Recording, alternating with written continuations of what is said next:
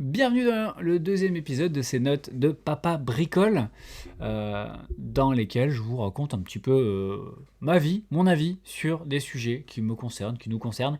J'ai pas la science infuse, donc je donne juste des pistes par rapport à ce que moi j'ai vécu. Je vous invite en commentaire à interagir, à corriger ou à amener vos retours d'expérience à vous sur les sujets traités. Aujourd'hui, comme vous l'avez vu dans le titre, on va parler de ChatGPT et de la fonction course à pied marathon, quelque chose qui me passionne particulièrement. Comme je dis, je vais essayer de tâcher de ne pas faire en sorte de vous inculquer des choses, mais c'est vrai que je suis un petit peu plus passionné par le sujet, c'est un peu plus difficile à gérer. Ici, ce qu'on fait, c'est que je me mets un minuteur de 15 minutes, et pendant 15 minutes, je vous débite tout ce que j'ai à vous dire sur le sujet, comme ça après je peux passer à autre chose, ça me sort de la tête et je peux me concentrer sur mon travail. C'est un petit peu ma thérapie à moi. Donc, on fait comme ça. Alexa, mets-moi un timer de 15 minutes. 15 minutes à partir de maintenant. C'est parti, et dans les 15 minutes, je vous invite à liker la vidéo si vous l'appréciez, à vous abonner si vous voulez en voir plus, et je répète, les commentaires sont la bienvenue, on est là pour discuter, je n'ai pas un avis fini et tranché, je suis là pour apprendre aussi. J'ai donc l'année dernière, 2025, configuré un chat GPT que j'ai payé 25 € la licence par mois là, parce que je l'utilise pour travailler. Et je me suis configuré un coach de course à pied auquel j'ai dit voilà, pour mes 40 ans, donc dans 2 ans, je veux rentrer à un marathon en sub 3h30. C'était pas une mauvaise idée en soi. Dans cette vidéo, je vais vous donner mon retour d'expérience avec le coach ChatGPT. Vous expliquer un petit peu c'est quoi ses limites, mais aussi vous montrer vite fait qu'il y a 2-3 astuces, enfin surtout une que je vais vous montrer qui est importante et qui va vous aider beaucoup, que vous pouvez utiliser. Mais on va clôturer un débat tout de suite. ChatGPT n'est pas suffisant pour s'améliorer en course à pied. Mais c'est pas une mauvaise idée de commencer avec lui quand on se lance. Pour plusieurs raisons. Déjà, ChatGPT, il va pas vous blesser. Théoriquement, il n'est pas capable de le faire parce que dans sa configuration, il va vous protéger. Donc, euh, moi, je me suis blessé, c'était ma faute. C'est parce que je n'étais pas suffisamment discipliné. Je m'ennuyais par rapport au programme qu'il me donnait, mais ça, c'est un des problèmes aussi, c'est que ChatGPT vous connaît pas, il vous teste pas. Et il dépend des données que vous lui donnez. Et si vous les comprenez pas, vous ne donnez pas forcément les bonnes informations. Donc ça, c'est important quand on est débutant, si on ne connaît pas toute la terminologie, tout ce qui va autour. ChatGPT, c'est un coach, mais un coach qui doit vous apprendre. Donc il faut éventuellement le configurer pour qu'il vous apprenne un peu c'est quoi la course à pied. Parce que c'est pas si simple que ça, la course à pied, même si ça a l'air hyper accessible et que c'est très populaire. Alors mon avis sur la popularité de la course à pied, c'est très bien. Moi, c'est dommage, ça bouche les entrées sur des gros marathons, on va en parler plus tard. Mais c'est pas grave, c'est bien que les gens aient envie de bouger. Maintenant, il y a beaucoup de fonctions préconçues autour de la course à pied et surtout autour des marathons et tout ça. La course à pied, c'est un sport très violent en fait. Chaque impact de votre pied au sol est une occasion de briser des fibres dans vos jambes. C'est bon dans un sens, si vous faites les choses bien, mais si vous forcez dessus, vous allez vous blesser. Et donc, il faut faire attention. Une des premières choses à faire attention, ce sera les chaussures. Faites attention et renseignez-vous. Et je vais vous donner un petit conseil avec ChatGPT un peu plus tard dans la vidéo. Si je vous le donne maintenant, vous allez vous barrer. Donc voilà. Mais en gros, voilà, j'ai commencé à m'entraîner avec ChatGPT. Et au départ, le programme était assez simple. Il y avait du renforcement musculaire de base, la mobilité, et quelques sorties EF pour voir qu'est-ce que les données allaient apporter à ChatGPT pour qu'il puisse commencer à faire le programme. Il avait déjà l'idée, le timing, le délai nécessaire, le prochain marathon. J'ai donc fait Nice-Cannes en 2025, je l'ai raté, mais on va en parler. C'est pas forcément la faute de ChatGPT, mais en partie quand même. Disons que c'est-à-dire qu'on peut pas imputer la faute à ChatGPT, vu que ChatGPT c'est un outil entre guillemets. La faute elle est sur l'interprétation que nous on fait et la mise en application. Donc, je me suis entraîné, je lui ai demandé plusieurs programmes, j'ai fait évoluer, le programme a évolué par rapport à mes performances, mais ChatGPT tente à réajuster systématiquement. Donc, les programmes n'étaient pas suffisamment rigoureux que pour m'amener à performer. Et en même temps, la première année, vous n'êtes pas supposé rentrer le meilleur marathon de votre vie, déjà parce que vous allez faire votre premier marathon, donc c'est une expérience à vivre en soi. Je vous ai fait un retour complet sur Papa Bricole, sur l'expérience que j'ai vécue, un échec à proprement parler, mais une très belle expérience pour le reste. Et je me suis retrouvé à m'entraîner, à développer. Je me suis blessé le premier mois, j'ai corrigé. Donc pendant un mois après ma première blessure, quand j'ai annoncé que j'étais blessé à ChatGPT, il m'a dit il me faisait plus courir. Tant que je lui avais pas verbalisé comme quoi j'estimais que j'étais bon et qu'il pouvait y aller me refaire courir, lui il prendra pas le risque de te faire courir. Donc il est très protecteur et ça c'est pas plus mal pour quelqu'un qui débute de faire confiance à ChatGPT et de se dire ChatGPT il est configuré pour être protecteur et pas vous blesser. Donc ça c'est cool, mais donc forcément vous allez devoir toujours mettre un peu 10% de plus de charge que ce qu'il vous propose si vous voulez vous voir évoluer. Parce que il y a toute une base terminologique que je vous invite à demander à ChatGPT en tant que coach configuré de vous parler des terminologies, de ce qui est la VMA, de ce qui est l'EF, tous ces petits détails qui font que quand vous comprendrez ça, vous comprendriez mieux les entraînements qu'on vous propose et vous aurez plus envie de les respecter sur base de ça. Et respecter ChatGPT, c'est un peu difficile. On peut le respecter, mais ça reste un petit robot et on se dit bon ouais, mais aujourd'hui je me sens bien, je vais courir plus fort. Et c'est là qu'on va faire des erreurs et que le programme va pas permettre d'évoluer. Surtout si ChatGPT va pas vous gronder. Que votre coach, si vous prenez un coach, il va vous regarder, enfin, mais c'est pas le programme. Et le programme, s'il existe, il y a une raison. Donc là, pourquoi ChatGPT est très pertinent dans ce qu'il vous propose? Parce que le coach humain, il va vous proposer la même chose. Il va vous proposer la même chose, mais avec l'œil humain. ChatGPT va vous proposer quelque chose qui est disponible. En fait, votre coach, pareil, il a accès à des informations qui sont disponibles. Ça fait plusieurs dizaines, centaines d'années qu'on accumule de l'information autour de la course à pied et que les scores évoluent chaque année, que les gens s'améliorent un petit peu plus et qu'ils ajustent un petit peu plus. Et aujourd'hui, surtout, maintenant, les programmes, avec l'Internet et avec les montres connectées, les programmes de chaque athlète sont disponibles, sont accessibles, ils sont stockés et ChatGPT, il a accès en ligne directe.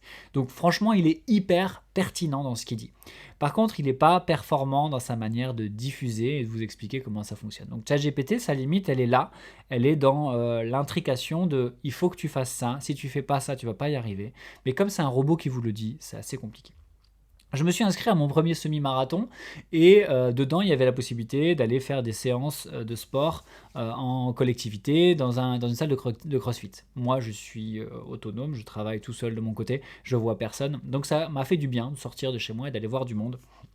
Et donc au CrossFit, j'ai pu transférer l'idée de faire mon renforcement musculaire quelque part et d'avoir une intensité sur le renforcement musculaire. Sinon, c'est juste des trucs basiques qu'on vous fait faire à la maison pour dire de renforcer un petit peu les jambes, mais vous n'allez pas vous surpasser. Et donc, vous n'allez pas évoluer musculairement parlant. Donc ça, c'est une chose. Ce que vous allez faire à la maison, à moins d'avoir un mindset complètement éclaté, vous allez généralement stagner. Tout ce que vous allez faire par vous-même, au bout d'un moment, vous allez toucher des paliers.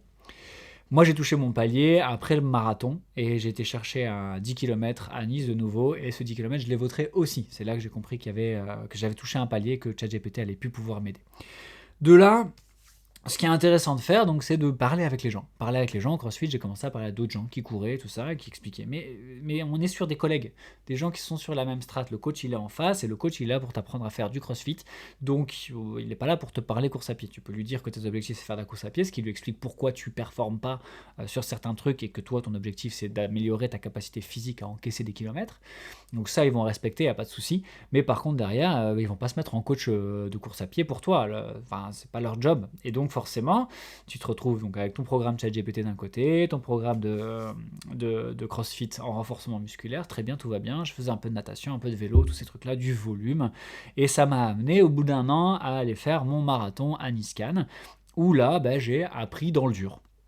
Parce que malgré tout ce qui était marqué, et tout était marqué dans le planning ChatGPT, toutes les explications avaient été fournies, je connaissais toutes les terminologies et tout ça, mais quand j'ai vécu le marathon, et je vous invite encore une fois à aller voir la vidéo, en vivant ce marathon, j'ai découvert des problématiques chez moi, et particulièrement la douleur, par exemple, la douleur de course à pied. En fait, ce qui s'est passé, c'est que moi, j'ai pas appris à courir. J'ai été courir, je suis parti courir. On m'a donné un programme, on m'a dit, il faut que tu cours ça. On m'a pas dit qu'il fallait que tu cours comme ça. Et ça, c'est seulement l'œil humain qui va pouvoir vous l'amener. ChatGPT, l'œil humain, il l'a pas. Et moi, j'avais mal. J'avais mal quand je courais, je me suis blessé une fois, ça c'est une chose, mais j'avais mal à la hanche. J'ai toujours eu mal à la hanche parce qu'en fait, je courais mal. Et donc je fais mon marathon, Nice-Cannes et tout ça, Et j'ai souffert. J'ai souffert à ma hanche et à un moment donné, j'ai eu tellement mal à la hanche que j'ai compensé sur la jambe droite. Je me suis abîmé la jambe droite et j'ai terminé mon marathon en marchant ou presque. Voilà, tristesse, j'étais pas content après un an d'entraînement. Mais certains m'ont dit qu'un an d'entraînement en 4h15 à un marathon, c'est déjà vachement honorable. C'est déjà pas mal. Il y a un truc qu'il faut savoir, c'est que il faut pas se comparer. ChatGPT, ça non plus, va pas le faire. Vous dire qu'il faut pas vous comparer à ce qui se passe sur les réseaux, Strava, Instagram, tout ça, vos amis qui courent depuis tout le temps. Il y a un truc qui est très important à comprendre avec la course à pied, c'est que c'est de l'accumulation sur plusieurs années. Si vous décidez de vous lancer à faire de la course à pied, enfin moi c'est ce que j'ai appris, hein, c'est que si vous regardez à faire des performances, ne vous mettez pas dans des branches qui ne vous correspondent plus physiologiquement parlant, que vous ne pourrez pas atteindre. Ça ne sert à rien d'aller chercher des podiums dans du 10 km si tu te mets à courir à 38 ans. Moi, je me suis mis à courir vraiment à 38 ans. Je n'irai jamais toucher un podium en 10 km, tout simplement parce que les 10 km, c'est plus pour les plus jeunes, pour l'explosivité musculaire et tous ces trucs-là. Et ces jeunes, ils accumulent des kilomètres dans leurs jambes et 20 ans plus tard, seront des gros performeurs de 40 ans sur des marathons. Et si tu regardes les scores marathons, ce sont tous des seniors qui performent et qui roulent à du 20 km/h pendant 41 km.